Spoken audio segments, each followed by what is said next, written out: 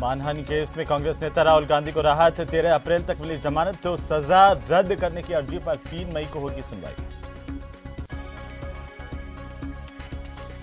RTH के खिलाफ कल जयपुर में डॉक्टर्स निकालेंगे बड़ी रैली। चिकित्सकों ने आज सरकार के सामने रखी अपनी बात, बोले सकारात्मक माहौल में कोई वार्ता, आंदोलन रखेंगे जारी। भीलवाड़ा में पिकअप ने चाचा भतीजी को कुचला, भतीजी की मौके पर मौत, गुस्साए लोगों ने रोड जाम कर किया विरोध प्रदर्शन।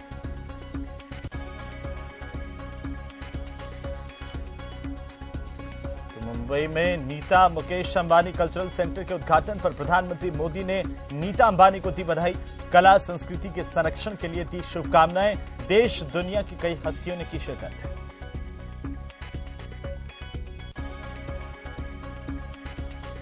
आईपीएल के सीजन 16 में जियो सिनेमा का धमाल, ओपनिंग वीकेंड में बनाया दर्शकों का नया रिकॉर्ड। जियो सिनेमा को ओपनिंग वीकेंड में मिले 147 करोड़ व्यूज, पिछले सीजन के मुकाबले 60% से ज्यादा दर्शकों का इजाफा।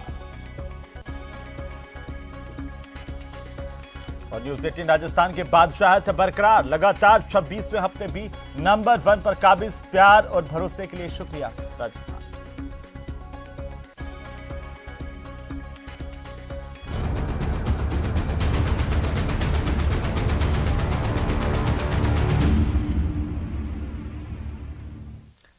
नमस्कार, स्वागत है आप सभी का न्यूज 18 राजस्थान पर। मैं हूं आपके साथ हेमंत कुमार। बुलेटिन में सबसे पहले आज हम बात करेंगे आज की 4 बड़ी खबरों की, जिन पर दिन भर हमारी नजर रही। आपको बता दें, पहली बड़ी खबर, मुख्यमंत्री अशोक गहलोत ने आज कहा कि राहुल गांधी के साथ साजिश हुई है। दूसरी बड़ी खबर है भारतीय जनता पार्टी के खेमे से, जहां पर नवनियुक्त प्रदेशाध्यक्ष सीपी जोशी ने कार्यकर्ताओं को गुटबाजी और नारेबाजी को लेकर के सख्त हिदायत दी है। टोंक और बूंदी के दौरे पर नए प्रदेशाध्यक्ष रहे, कार्यकर्ताओं से उन्होंने मुलाकात की। तीसरी बड़ी खबर, नए नेता प्रतिपक्ष राजेंद्र राठौड़ ने दिल्ली में प्रधानमंत्री मोदी समेत कई दिग्गज नेताओं से मुलाकात की है। तो साथ ही चौथी बड़ी खबर है आरटीएच पर, जहां बिल को लेकर के निजी डॉक्टर्स ने सरकार के सामने अपनी बात रखी, लेकिन आंदोलन को भी अभी जारी रखने की बात निजी डॉक्टर्स की तरफ से कही गई है। इन तमाम खबरों पर दिन भर हमने अपडेट आप तक पहुंचाई। तो चलिए खबरों की शुरुआत करेंगे, विस्तार से देखेंगे। बिसलपुर दूदू पेयजल लाइन में लीकेज की खबर मिल रही है।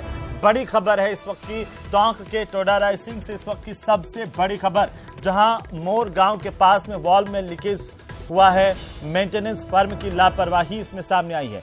लीकेज से आसपास के खेतों में पानी भर गया। टोंक दूदू जयपुर ग्रामीण में जा रही लाइन, फिलहाल पेयजल आपूर्ति पर कोई असर नहीं पड़ा है। आपको बता दें कि चालू लाइन में वाल्व ठीक होने की संभावना बेहद कम है। फिलहाल विभाग ने लाइन बंद का फैसला नहीं किया है। टोंक के टोडा रायसिंह से ये बड़ी जानकारी है।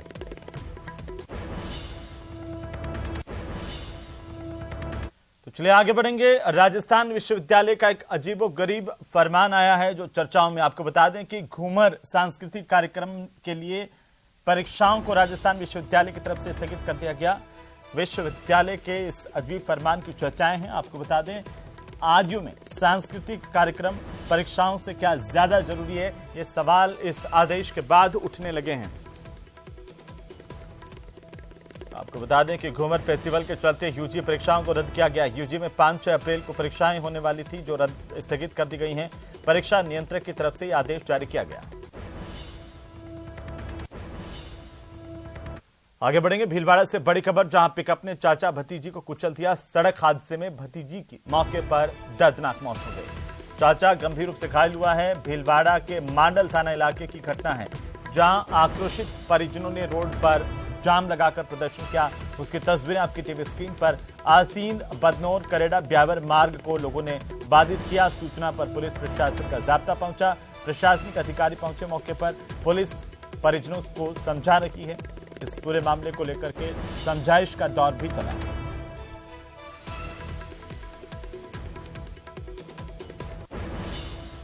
प्रदेश के चौक चौराहों पर पिछले कुछ दिनों से जयपुर बम धमाके के 4 आरोपियों की फांसी की सजा हाईकोर्ट में रद्द होने की खबर पर चर्चाएं रही। अदालत के फैसले में जांच एजेंसियों की रिपोर्ट पर गंभीर सवाल खड़े किए गए हैं। हाईकोर्ट खंडपीठ का यह फैसला बम धमाकों के मामले में दर्ज 8 मुकदमों पर सुनाया गया। अब स्पेशल कोर्ट में जिंदा बम को डिफ्यूज करने का एकमात्र केस आरोपियों के खिलाफ चल रहा है। धमाकों के आरोपियों को हाईकोर्ट खंडपीठ के फैसले के बाद रिहाई की कवायद तेज हो गई है। वहीं राज्य सरकार के सामने आरोपियों को स्पेशल कोर्ट में चल रहे जिंदा बम को डिफ्यूज करने के एकमात्र मामले में जांच रिपोर्ट को सही साबित करने की बड़ी चुनौती बन गई है। ये सही है कि 8 केसेस के बारे में हाईकोर्ट से जजमेंट आ गया है और उन सभी जजमेंट के अंदर हाईकोर्ट ने सभी एक्यूज को एक्विटल कर दिया है और एक केस अभी और बाकी है जिसके अंदर बम ब्लास्ट नहीं हुआ था बल्कि बम को डिफ्यूज किया गया। तो वो 9th नंबर का केस है और उसकी अभी ट्रायल पेंडिंग चल रही है। सेशन कोर्ट से जब कन्विक्शन हुआ था इन सभी मुल्जिमान को तो उस वक्त एक मुल्जिम शाहबाज नाम के आदमी को सेशन कोर्ट ने एक्विटल कर दिया था और जब वो जेल से बाहर आया तो एटीएस एजेंसीज ने उसको वापस दोबारा गिरफ्तार कर लिया। उधर बीजेपी ने जयपुर बम ब्लास्ट के दोषियों के बरी होने पर सरकार को कटघरे में खड़ा किया है। पार्टी के वरिष्ठ नेता अरुण चतुर्वेदी ने कहा है कि गहलोत सरकार को इन धमाकों के दोषियों से जुड़े केस को एनआईए को सौंपना चाहिए था। चतुर्वेदी ने कहा कि सरकार की लचर पैरवी की वजह से गुनहगार बरी हो गए। एक्सप्रेस का मामला है, दरगाह ब्लास्ट का है, हैदराबाद का मक्का मस्जिद का मामला है ये, और एक जयपुर का ब्लास्ट। उन चारों को एनआईए में उस समय की दी दिन कांग्रेस सरकार ट्रांसफर करती है, लेकिन एक केस को नहीं। उसमें सीधा सा कारण जो उसको बाद में स्पष्ट रूप से दिखता है, उन चारों के बीच में से कहीं प्रज्ञा साध्वी प्रज्ञा को गिरफ्तार करके और कहीं कर्नल पुरोहित को पकड़ते हैं, कुछ इंद्रेश जी को सताने की बात करते हैं और वहीं से एक शब्द का नैरेटिव खड़ा करने की कोशिश कांग्रेस की उस समय की सरकार करती है, भगवा आतंकवाद। टीएच बिल को लेकर डॉक्टर्स के प्रतिनिधिमंडल ने सोमवार को चिकित्सा शिक्षा सचिव से मुलाकात कर अपनी आपत्तियां रखी हैं, सुझाव दिए हैं। डॉक्टर्स का यह कहना है कि अगर सरकार बिल लाने पर आमादा ही है तो पहले सरकारी अस्पतालों में इसे लागू करे। खास रिपोर्ट देखिए।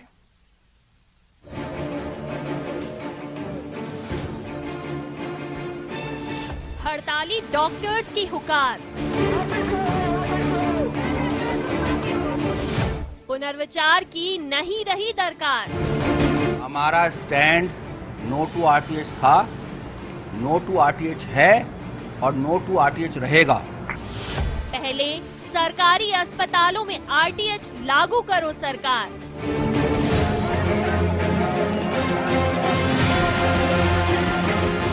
फिर निजी अस्पतालों में लागू करने पर हो विचार।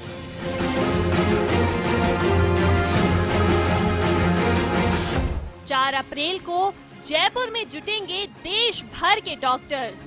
आरटीएच बिल पर मचा बवाल थमने का नाम नहीं ले रहा।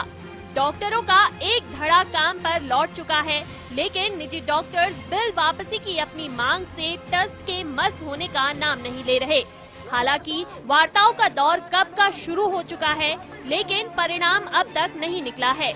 सोमवार को भी डॉक्टर्स के प्रतिनिधि मंडल ने चिकित्सा शिक्षा सचिव और दूसरे अधिकारियों से वार्ता की और बिल की खामियों को दूर करने की मांग रखी। आंदोलन के कोऑर्डिनेशन कमेटी के संयोजक डॉक्टर अशोक शारदा ने कहा कि अगर सरकार इस बिल को लाने पर आमदा ही है तो पहले इसे पायलट प्रोजेक्ट के रूप में सरकारी अस्पतालों में लागू करे, ताकि आने वाली दिक्कतें दूर की जा सके। वहीं private hospital and nursing home society के सचिव डॉक्टर विजय कपूर ने कहा कि हमारे स्टैंड अभी भी नो टू आरटीएच ही है। तो हमारा निवेदन ये है सरकार से कि इस एक्ट को पायलट प्रोजेक्ट के रूप में 6 महीना साल भर के लिए वो उसको सरकारी अस्पतालों में इम्प्लीमेंट करे, सरकारी तंत्र पे इम्प्लीमेंट करे और उस बीच में इसके रूल्स भी बन जाएंगे। सभी चिकित्सकों को विश्वास भी आ जाएगा कि रूल्स कैसे बन रहे हैं और एक्ट में क्या था, और अब आगे इसकी जो प्रैक्टिकल डिफिकल्टीज हैं वो सब सारे सरकारी अस्पताल में हमको ध्यान में आ जाएंगी। हमारा स्टैंड नो टू आरटीएच था, नो टू आरटीएच है और नो टू आरटीएच रहेगा। ये सुझाव या इस तरह की बातें जो हैं सरकार की तरफ से आने लगी हैं, ये अच्छी बात है। आंदोलन कर रहे निजी डॉक्टर्स ने मंगलवार को जयपुर में बड़ी रैली का आयोजन किया है। डॉक्टर्स का दावा है कि ये रैली ऐतिहासिक होगी, जिसमें प्रदेश ही नहीं बल्कि देश भर के डॉक्टर्स जुटेंगे।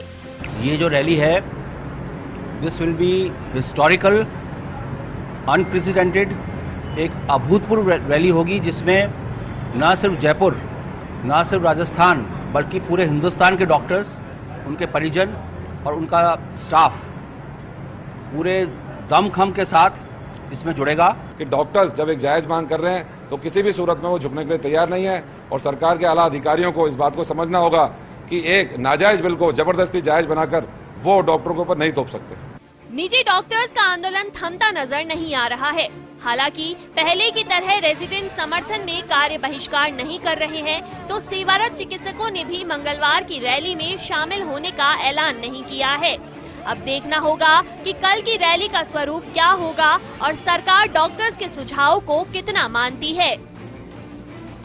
न्यूज़ 18 राजस्थान के लिए जयपुर से सौरभ गृहस्थी की रिपोर्ट। तो चलिए आगे बढ़ेंगे और अब आरटीएच पर बड़ी अपडेट मिल रही है, जहां पर डॉक्टर्स और सरकार में 5 अप्रैल को बातचीत होगी। आपको बता दें कि सेवारत चिकित्सकों की मांगों पर राज्य सरकार ने संज्ञान लिया है। अखिल राजस्थान सेवारत चिकित्सक संघ को वार्ता का न्योता दिया गया है। संघ के अध्यक्ष डॉक्टर अजय चौधरी को वार्ता का न्योता सरकार की तरफ से मिला है। 5 अप्रैल को शाम 4 बजे बातचीत होगी। 2011 और 2017 के आंदोलन के समझौते की कुछ मांगे अभी तक लंबित है, उन पर बातचीत होगी। डॉक्टर्स और सरकार में 5 अप्रैल को वार्ता होगी। सरकार की तरफ से सेवारत चिकित्सक संघ को वार्ता का न्योता दिया गया है।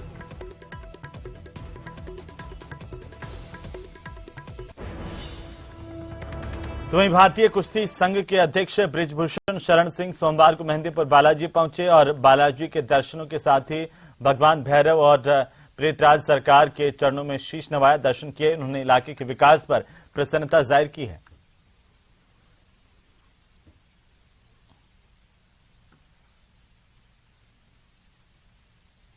मुझे आज बालाजी सरकार के सामने आने का मौका मिला और वैसे तो मैं अयोध्या से आया हूँ, साक्षात हनुमान जी वहाँ भी रहते हैं, लेकिन इनका एक अलग अपना मतलब है, बड़ी आस्था है लोगों की। मेरे यहाँ से बहुत लोग आते हैं। वही नेता प्रतिपक्ष राजेंद्र राठौड़ का दिल्ली दौरा। आपको बता दें कि इस दौरान राजेंद्र राठौड़ ने आज प्रधानमंत्री नरेंद्र मोदी से दिल्ली में मुलाकात की। इसके साथ ही कई अन्य वरिष्ठ नेताओं से भी उनकी मुलाकात हुई। आज संसद भवन परिसर में करीब 20 मिनट तक प्रधानमंत्री के साथ उनकी बातचीत हुई। प्रदेश के राजनीतिक मामलों को लेकर के दोनों के बीच में चर्चा हुई। प्रधानमंत्री मोदी ने राजेंद्र राठौड़ को नए दायित्व की शुभकामनाएं दी हैं। राजेंद्र राठौड़ ने प्रधानमंत्री से मार्गदर्शन लिया। 2023 में कमल खिलाने और मजबूत विपक्ष की भूमिका निभाने के लिए मार्गदर्शन लिया गया है।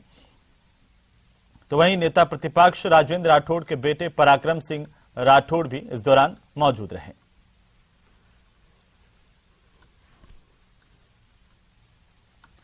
तो साथ ही आपको बता दें कि आज नेता प्रतिपक्ष राजेंद्र राठौड़ दिल्ली के दौरे पर रहे, जहां पर भारतीय जनता पार्टी के नेता ओम माथुर के आवास पर भी राजेंद्र राठौड़ पहुंचे, उनसे मुलाकात की और कई मसलों को लेकर बातचीत की। दिल्ली के दौरे के दौरान वरिष्ठ नेताओं से उनकी मुलाकात का सिलसिला दिन भर जारी रहा।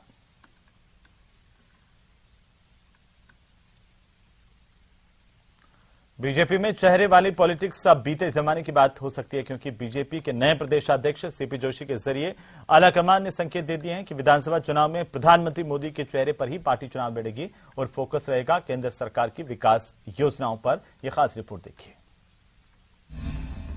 No slogan, no publicity. नेताओं को मंच, माला, साफे, नारे, जयकारे बहुत पसंद आते हैं। कार्यकर्ता अपने नेता को बड़ा बताने की कोशिश में अनुशासन को तार तार कर देते हैं। इसका खामियाजा पार्टी उठाती है और उसे गुटबाजी का सामना करना पड़ता है। काम करो, नाम की चिंता ना करो। हमें होर्डिंग इस बात का लगाना है कि इन 33 में से 30 जिलों में मेडिकल कॉलेज देने वाला, आज 33 में से 30 जिलों में मेडिकल सरकारी कॉलेज खुले हैं। आज 15, 7, 22 और 23 मेडिकल कॉलेज देने वाला कोई सरकार है तो दिल्ली के नरेंद्र मोदी जी की सरकार है। 23 की जंग जीतने का संदेश। लेकिन एक कार्यकर्ता के नाते किसी को ये भूमिका देनी थी, मुझे दी है, तो मुझे सम्मान, आपका आशीर्वाद चाहिए इस राजस्थान की सरकार को उखाड़ फेंकने के लिए। सत्ता वो चीज है जिसके लिए बीजेपी ने अपनी रणनीति में खासा परिवर्तन किया है। अगर नए अध्यक्ष सीपी जोशी के संदेश की माने तो पार्टी के कार्यक्रमों में न स्थानीय नेताओं के नारे गूंजेंगे, न प्रादेशिक नेताओं के नारों की गूंज सुनाई देगी। पार्टी के नए प्रदेश अध्यक्ष ने अपनी ताजपोशी के दौरान ही मंशा साफ कर दी थी। अब उनका फरमान पार्टी कार्यालय में चस्पा भी हो गया है, जिसमें उन्होंने व्यक्तिगत नारों से कार्यकर्ताओं को दूरी बनाने के निर्देश दिए हैं। लेकिन मैं आप सबसे प्रार्थना है, जब भी हमारे कोई नेता आए तो वहां लगाना योजनाओं के नरेंद्र मोदी जी को धन्यवाद देते हुए उन योजना का पोस्टर लगाना। मित्रों, सीपी ने आज अपने दौरे पर टोंक में जब कार्यकर्ताओं ने जिंदाबाद के नारे लगाए तो फिर उन्हें खरी खरी सुना दी। नरेंद्र मोदी, अमित शाह, जेपी नड्डा और वंदे मातरम के साथ बीजेपी जिंदाबाद के ही नारे लगाने को कहा। मतलब साफ है, दिल्ली दरबार का साफ संदेश है, गुटबाजी से बचे रहना है तो खुद कार्यकर्ता की तरह काम करो। होर्डिंग, बैनर, पोस्टर और नारों से बचे रहो, तभी लंबे वक्त तक राजनीति की मुख्य धारा में रह पाओगे। नेताओं के व्यक्तिगत नारों से एकजुटता की कमी दिखती है, इसलिए संदेश साफ है कि मोदी ही चेहरा है और केंद्र सरकार का कामकाज ही उपलब्धि है। सो नए अध्यक्ष ने साफ कर दिया है कि केंद्र की लोक कल्याणकारी योजनाओं पर फोकस करने में ही पार्टी की भलाई है। हमारी पार्टी में संगठन सर्वोपरि है। कल कोई थे, आज मैं हूं, कल कोई और होगा। ये एक भूमिका बदलती रहती है, लेकिन मेरी उम्र से कई ज्यादा उम्र के लोगों का राजनीतिक अनुभव है। तो मैंने इसीलिए कहा कि नारे लगाओ तो भारतीय जनता पार्टी और नरेंद्र मोदी जी के लगाओ, योजनाओं के फोटो लगाओ। नए दौर की बीजेपी में नरेंद्र मोदी सबसे बड़े किरदार है, तो संगठन की मजबूती ही इस पार्टी की सबसे बड़ी ताकत। जाहिर है, सीपी जोशी दिल्ली के संदेश को पार्टी के ग्रास रूट के कार्यकर्ता तक पहुंचाकर मिशन 2023 की तैयारी में जुट गए हैं, जहां प्रदेश नेतृत्व से लेकर पन्ना प्रमुख तक एकमुखी होकर बीजेपी को अजय बनाने का संकल्प लेते दिखेंगे। कार्यकर्ता से लेकर भारतीय जनता पार्टी का प्रदेश का प्रत्येक नेता और कार्यकर्ता सभी एकजुट है और सभी एकमुखी होकर पार्टी के काम को आगे बढ़ाने के लिए, चूंकि सभी वरिष्ठ नेताओं का मार्गदर्शन, आशीर्वाद हम सब लोगों के साथ है और मैं भी एक कार्यकर्ता हूं और आज कार्यकर्ता होने के नाते इनमें से एक कार्यकर्ता आज अध्यक्ष की जिम्मेदारी मिली है, तो सब लोगों में उत्साह है और उनके स्वागत के लिए मैं अभिभूत हूं और इन सबको विश्वास दिलाता हूं। मैं कार्यकर्ता था, कार्यकर्ता हूं और कार्यकर्ता रहूंगा और हम सब लोग मिलकर राजस्थान से इस नकारा सरकार को हटाने के लिए संघर्ष करेंगे। बहरहाल, गुटबाजी से भविष्य में होने वाले नुकसान की आशंका के मद्देनजर पार्टी का ये फॉर्मूला कारगर तो दिखता है, लेकिन सवाल है कि अध्यक्ष का संदेश निचले स्तर पर कितना कारगर होगा। इस पर बीजेपी की इस नई रणनीति की सफलता निर्भर करेगी। बीजेपी के नए प्रदेश अध्यक्ष ने फरमान जारी कर नेताओं को साफ साफ हिदायत दी है कि वो इस प्रैक्टिस को बंद करें ताकि चुनाव में पार्टी एकजुटता के साथ जा सके। मगर नेताओं का होर्डिंग, बैनर और पोस्टर प्रेम कब जाकर खत्म होगा, ये देखना अभी बाकी है। कैमरा पर्सन मान सिंह के साथ बाबूलाल धायल, न्यूज़ 18 जयपुर। तो वहीं राहुल गांधी ने अपनी सजा के खिलाफ आज सूरत के सेशन कोर्ट में अर्जी दाखिल की। इस केस में राहुल गांधी के साथ एकजुटता दिखाते हुए राजस्थान के मुख्यमंत्री अशोक गहलोत ने बीजेपी और केंद्र सरकार को निशाने पर लिया। तो वहीं राहुल गांधी की सदस्यता रद्द करने के मामले को लेकर स्पीकर ओम बिरला को भी संविधान की याद दिलाई। खास रिपोर्ट देखिए। कालाधन की आवाज उठाई राहुल गांधी ने क्या आवाज उठाई थी? भाई मेहुल चौकसी हो, चाहे मेरे मोदी हो या नरेंद्र मोदी हो, ये जितने कालाधन लेके बैठे बाहर लेके चले गए, उनका आप क्या कर रहे हो? तो उसको जोड़ दिया, ओबीसी जोड़ दिया। तो काम चला रहा कांग्रेस। राहुल गांधी जी के इस इंदिरा जी के वक्त में भी, इंदिरा जी भी चिकमंगलुरु से जीत के आई थी, उनके साथ में ऐसे व्यवहार किया गया, हाउस से निकाल दिया गया, निष्कासित कर दिया उनको। पूरे देश उठ खड़ा हुआ, वक्त आने पर जवाब दिया और पूरे देश में भारी बहुमत पूरे प्रधानमंत्री बनी। वो माफी मांगो नारे लगा रहा विपक्ष की बजाय सत्ता पक्ष, और डिस्टर्ब कर रहा उसको कौन? सत्ता पक्ष। ये भी अनहोनी थी। फिर उनके ऊपर जो आरोप लगाए थे हाउस के अंदर, एक कायदा होता है, नियम होता है कि अगर आपका आरोप लगा है तो वापस जवाब देने का आपको टाइम मिलेगा। उसके लिए राहुल गांधी रिक्वेस्ट कर रहे हैं। लोकसभा के स्पीकर साहब पर गए, वो उन्होंने परवाह नहीं करी क्योंकि वो दबाव में है। सारी संस्था जो दबाव में है देश के अंदर, इनकम टैक्स, ईडी, सीबीआई का तो तांडव है देश के अंदर। उसी प्रकार से लोकसभा स्पीकर दबाव रखता है, वो तुम्हारे राजस्थान के ही है। हमें दुख हुआ कि राजस्थान का मेंबर पार्लियामेंट जिनको एक मौका मिला लोकसभा स्पीकर बनने का, स्पीकर बनने के बाद में वो निष्पक्ष होकर व्यवहार करे लोकसभा के अंदर। इसकी बजाय अगर आप बोलने नहीं दिया उनको और फिर हम देख ही लिया कि जिस प्रकार ये केस चल रहा था 4 साल पहले का, उसको आपने हाईकोर्ट रोक लगवाई और हाईकोर्ट की रोक के बाद में हाईकोर्ट रोक खुलवाई जब आपको शूट किया और फिर 1 महीने के अंदर फैसला हो गया। चलिए आगे बढ़ेंगे। टोंक में एक बार फिर से मानवता शर्मसार हुई है, जहां जिला मुख्यालय पर बाल कल्याण समिति के पालना गृह में एक नवजात बच्चा मिलने का सनसनीखेज मामला सामने आया। गृह में बच्चा छोड़ने की जानकारी संबंधित अधिकारियों को दी गई। बाल कल्याण समिति के अध्यक्ष हेमराज चौधरी मौके पर पहुंचे। बच्चे को स्वास्थ्य परीक्षण के लिए जनन अस्पताल पहुंचाया गया।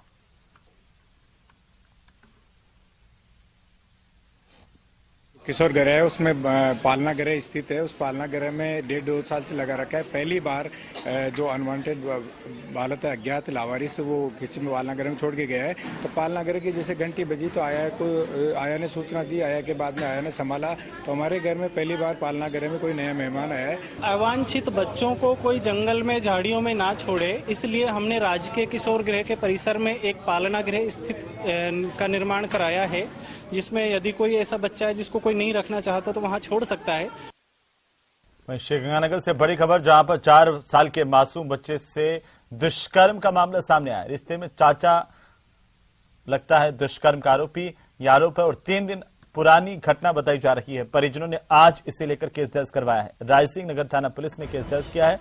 आरोपी की तलाश शुरू कर दी है। 4 साल के मासूम से दुष्कर्म किया गया। रिश्ते में चाचा पर गंभीर आरोप है दुष्कर्म के। आरोपी फरार है, जिसकी तलाश पुलिस कर रही है। आज मुकदमा दर्ज किया गया। 3 दिन पुराना ये केस बताया जा रहा है।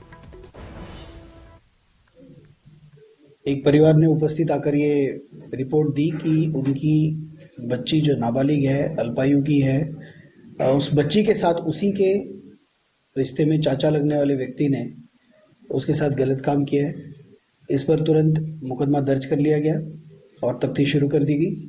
आज बच्ची का मेडिकल गंगानगर मेडिकल बोर्ड से कराया जा रहा है। तफ्तीश इसकी एडिशनल साहब SIO CAW कर रहे हैं और जैसे भी तफ्तीश में तथ्य आएंगे उस हिसाब से कार्रवाई होगी। आरोपी की गिरफ्तारी के लिए अलग अलग टीम्स बनाकर लगी हुई है और आशा करते हैं कि जल्दी उसमें सफलता मिल जाएगी। तो धौलपुर जिले के सरमथुरा थाना इलाके के बड़ा गांव के पास में नेशनल हाईवे 11B पर बाइक फिसलने से एक युवक की मौत हो गई और दूसरा अन्य युवक गंभीर रूप से घायल हुआ है। घायल युवक को सरमथुरा अस्पताल में भर्ती किया गया। वहीं मृतक के शव को सरमथुरा अस्पताल की मोर्चरी में रखवाया गया है। इसे परिजनों की मौजूदगी में पोस्टमार्टम करवा करके परिजनों को सौंपा गया। उधर कोटा चंबल रिवर फ्रंट पर बन रहे दुनिया के सबसे बड़े घंटे ने बनने से पहले 5 वर्ल्ड रिकॉर्ड बना करके इतिहास रच दिया है। इसके साथ ही इस घंटी को बना रहे इंजीनियर देवेंद्र कुमार आर्य एशिया के पहले ऐसे व्यक्ति बन गए हैं जिन्होंने एक साथ 5 ऑफ वर्ल्ड रिकॉर्ड में नाम दर्ज करवाया है। इंजीनियर आर्य ने बताया कि कोटा की धरती पर पहली बार 5 वर्ल्ड रिकॉर्ड एक साथ बने हैं। अभी तक ये घंटी विश्व की पहली जॉइंट लेस चैन है और विश्व का सबसे बड़ा 3D फाइबर प्रोडक्ट भी है। ये दुनिया का सबसे बड़ा मोल्ड बॉक्स है। हमने बुक ऑफ वर्ल्ड रिकॉर्ड्स के लिए अपने डिफरेंट जो अभी तक काम किए थे उनके लिए अप्लाई किया हुआ था और फाइनली 2 दिन पहले मेरे पास 5 जो हमने एप्लीकेशन डाली थी वो एक्सेप्ट हो गई और उनका मेरे पास बुक ऑफ वर्ल्ड रिकॉर्ड्स का सर्टिफिकेट, मेडल वो सभी आ चुके। चलिए आगे बढ़ेंगे और इसी बीच दिल्ली से बड़ी खबर है, जहां पर भारत नीदरलैंड के मंत्री स्तरीय संयुक्त कार्य समूह की बैठक हुई है। केंद्रीय जल शक्ति मंत्री गजेंद्र सिंह शेखावत ने इस बैठक की अध्यक्षता की है। बड़ी खबर, शेखावत ने जानकारी दी है कि प्रधानमंत्री नरेंद्र मोदी के नेतृत्व में 2021 में नीदरलैंड के साथ स्थापित जल पर सामरिक साझेदारी को मजबूत करने के लिए किए गए जल क्षेत्र में विभिन्न प्रयासों पर इस बैठक में विस्तार से विचार विमर्श किया गया है। भारत और नीदरलैंड के मंत्री स्तरीय संयुक्त कार्य समूह की बैठक, जिसमें केंद्रीय जल शक्ति मंत्री गजेंद्र सिंह शेखावत ने बैठक की अध्यक्षता की। नीदरलैंड के मंत्री स्तरीय प्रतिनिधिमंडल से विस्तार से बात की है। जल क्षेत्र में विभिन्न मुद्दों को लेकर के आपसी साझा प्रयासों पर महत्वपूर्ण बातचीत हुई है।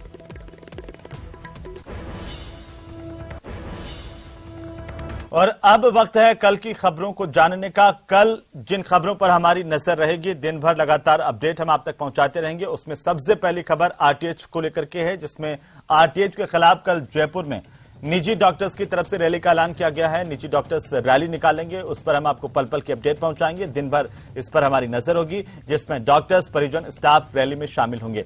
साथ ही डॉक्टर्स का यह दावा है कि कल ये ऐतिहासिक रैली होगी, जिसमें देश भर से निजी डॉक्टर्स, उनके परिजन और अलग अलग निजी अस्पतालों का स्टाफ भी शामिल होगा।